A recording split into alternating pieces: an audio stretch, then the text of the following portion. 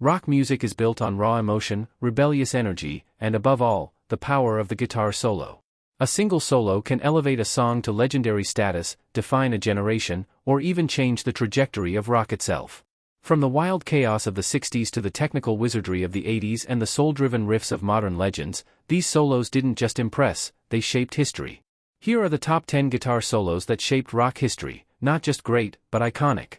When Jimi Hendrix took on Bob Dylan's All Along the Watchtower, he didn't just cover the song, he reinvented it. What makes this solo historic isn't just Hendrix's virtuosity, but his complete deconstruction and reassembly of the track. With his signature blend of fuzz, wah, and feedback, Hendrix's solos feel like an emotional conversation, fluid, expressive, and fiery. The bends, the phrasing, and the layering made it sound like the guitar was alive. Dylan himself admitted Hendrix's version was definitive. This solo cemented Hendrix as more than just a guitarist, it made him a musical prophet who could take a song beyond the written page and turn it into a sonic storm. Gilmour didn't need speed to be legendary. He used feel, sustain, and taste, and Comfortably Numb is the ultimate proof. The second solo of the song, that soaring, emotional climax, has been called one of the greatest ever laid to tape. It's melodic, dramatic, and perfectly timed. Each note feels essential. No showing off, just pure emotional storytelling. This solo captured the essence of Pink Floyd, cerebral, melancholic, and transcendent. It influenced generations of guitarists to focus on soul over speed, proving that fewer notes played right can hit harder than 1,000 played fast.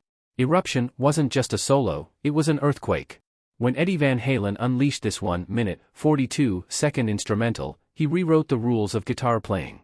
Tapping, harmonics, dive bombs, techniques once considered advanced were now part of every teenager's practice routine.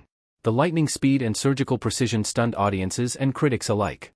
Eruption didn't just make Van Halen a guitar god, it kicked off the 80s shred era, inspiring legions of guitarists like Steve Vai, Randy Rhoads, and Joe Satriani.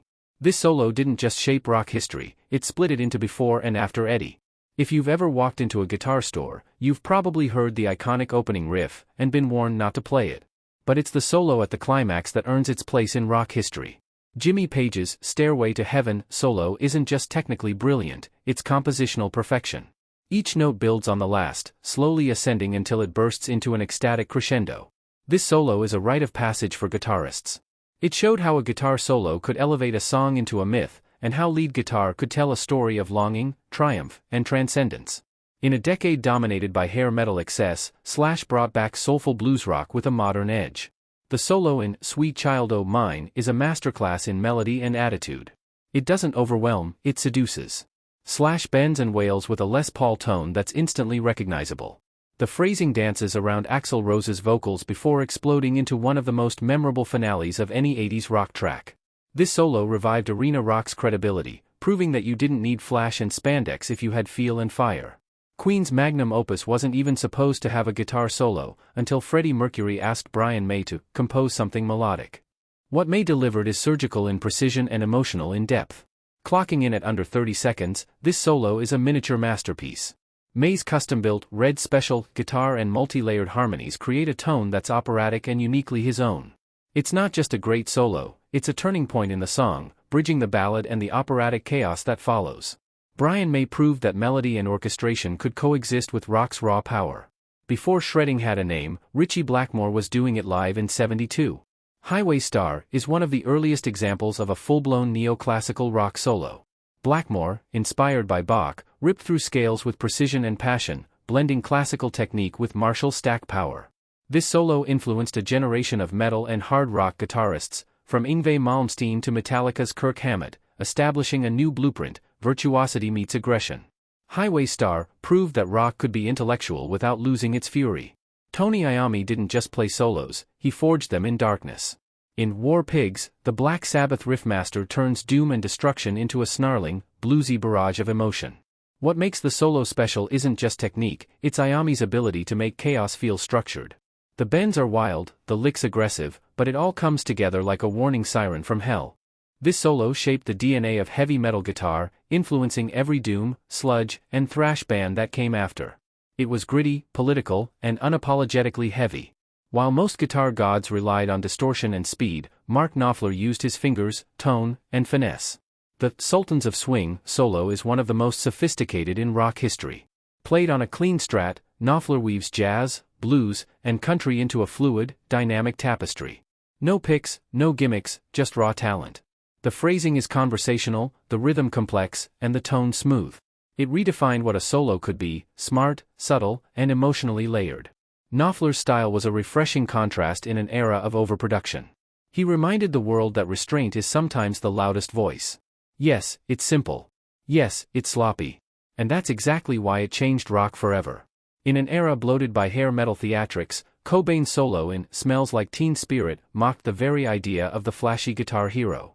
He just played the vocal melody, distorted and drenched in angst. It was a statement. Cobain showed that a solo didn't have to be a shredfest to matter. It had to be honest. Grunge exploded, and suddenly guitarists didn't need to be virtuosos, they just needed to mean it. This solo marked the death of the 80s guitar god and the rise of a new generation driven by feeling, not flash. Though not in the top 10, these solos deserve their own place in the rock pantheon. Prince, Purple Rain, a slow burn of pure emotion and funk rock fury. Tom Morello, Like a Stone, audioslave minimalist but deeply innovative, turning noises into beauty. Eric Clapton, Crossroads, live at Winterland, Cream-era Clapton at his most explosive. Joe Walsh, Hotel California, with Don Felder, the harmonized guitar outro defined the sound of 70s California rock. From Eddie Van Halen's Eruption to Ritchie Blackmore's Highway Star, these solos raised the bar for technical ability, influencing the rise of progressive and metal guitarists around the world. Kurt Cobain's raw simplicity flipped expectations on their head. Guitar solos weren't just about flash anymore, they were about purpose and emotion. Tony Iommi shaped heavy metal, Gilmour cemented prog rock soul, and Knopfler gave new life to clean-tone rock. These solos became genre cornerstones. Millions of guitarists picked up an instrument because of Page's intensity, Hendrix's freedom, or Slash's swagger. These solos became more than music, they became dreams made audible. Each solo on this list is more than just a technical display, it's a cultural artifact, a statement, and in many cases, a revolution. Guitar solos may wax and wane in popularity, but their impact is eternal. They represent the moments when the instrument stops accompanying and starts speaking for itself, loudly, defiantly, emotionally. In shaping rock history, these solos shaped lives, changed bands, launched movements, and ultimately proved that in just a few seconds, a guitar can say everything that words cannot. So plug in, turn up, and relive the solos that changed everything.